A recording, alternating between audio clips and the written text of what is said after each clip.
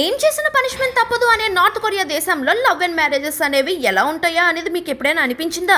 First పెళ్లి కోసం discuss చేద్దాం. ఎక్కువ మెజారిటీ ఆఫ్ మ్యారేజెస్ని చూస్తే ఆర్మీలో వర్క్ చేస్తున్న వాళ్ళకి అమ్మాయిల్ని గిఫ్ట్గా ఇస్తారట. వాళ్ళకి ఇంట్రెస్ట్ ఉన్నా లేకపోయినా మ్యారేజ్ అనేది చేసుకోక తప్పదు. మన కంట్రీలో ఎలా అయితే అమ్మాయిల్ని సెలెక్ట్ చేసుకుంటామో ఆ కంట్రీలో అలా చేసుకోవటం అనేది పద్ధతి. ఎవరైనా తప్పిదారి నిజంగా ప్రేమిస్తే తన లవర్ మిలిటరీ సర్వీస్ నుంచి వచ్చే వరకు కూడా ఎదురు చూస్తూనే ఉండాలి. దానికి అప్రాక్సిమేట్గా 10 ఇయర్స్కి పైగానే పడుతుంది. స్కూల్, కాలేజ్, ఆఫీస్ అని ఏ పబ్లిక్ డేస్లో లవ్ని బహిరంగంగా చూపించడం చాలా తప్పు. రోడ్స్ పై నవ్వుతూ హ్యాండ్స్ పట్టుకొని నడవటం ఇవన్నీ నార్త్ కొరియాలో అస్సలు చేయకూడదు.